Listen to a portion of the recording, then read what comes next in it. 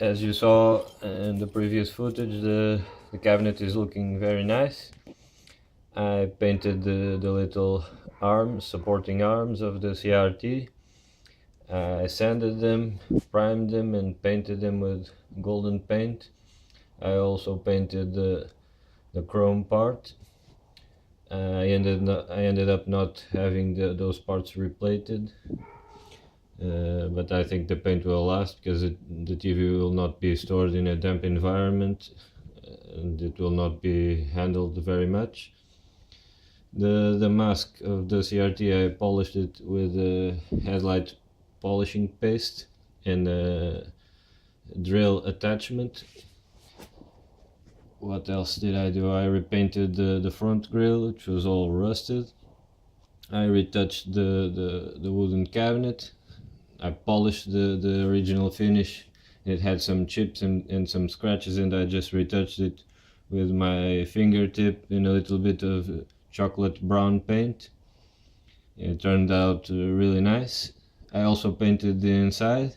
The inside was painted brown, and I repainted it just to look nicer when I am working on it. I painted the gold trim around the dial. I cleaned up the dial as best as I could without removing the numbers, which was not easy. And I polished the golden aluminum trim that goes on the front. You cannot polish that too much because that's anodized aluminum, and if you polish it really hard it will turn silver and we'll lose all the brass plating.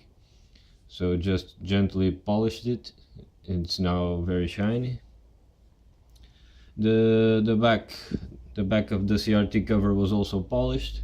The back and the front on my TV don't mate up really well. The back is a bit deformed, so the gold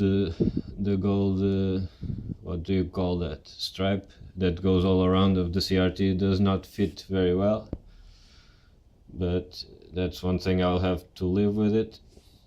And right now I'm working on the back.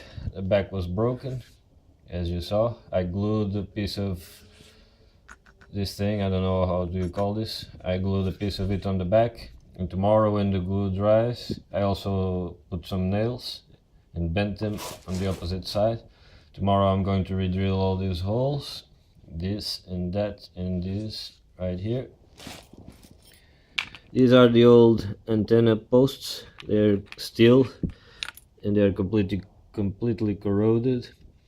I could have them plated, but most of them have a missing leg and are broken.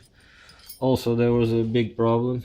Wires from both of the tuners would run through these gaps and were soldered onto these. So if you want to work on this TV, you would have to unsolder the wires from the tuner, and that was really a pain in the ass. So that was the reason probably why somebody ripped this thing apart, because he was probably very nervous because he wanted to watch TV and the thing would not cooperate, so we just ripped this thing apart. So I fabricated these guys. These are all made of brass. This thing right here is from a wall socket, European style Philco wall socket, and it is soldered to a what do you want? Go away. It is soldered into a piece of brass, as you can see. It's very springy and it's made to be plugged and unplugged millions of times. These will be bolted here in the original holes with a M2.5 or M3 bolt and a nut in a washer in the back. Wires will run to the gaps, but the wires will be connected to these terminals right here, and the antenna bananas will be stick in these holes. This is not like the original, of course, but I don't have access to this. I could remake them using brass, but I don't think it would be a good idea because the bananas stick from top to bottom, and if you push the antenna cable, you will rip them. That's the reason why most of these have broken legs.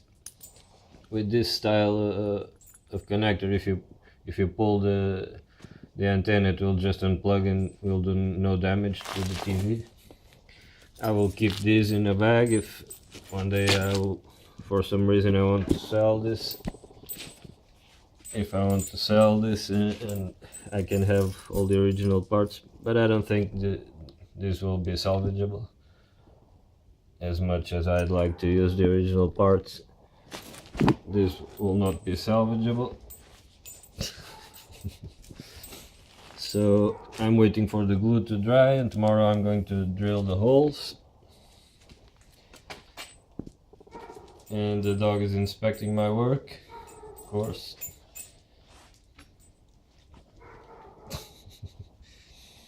So I also cleaned up the tuner contacts, tested the tubes on the tuner, everything looks fine.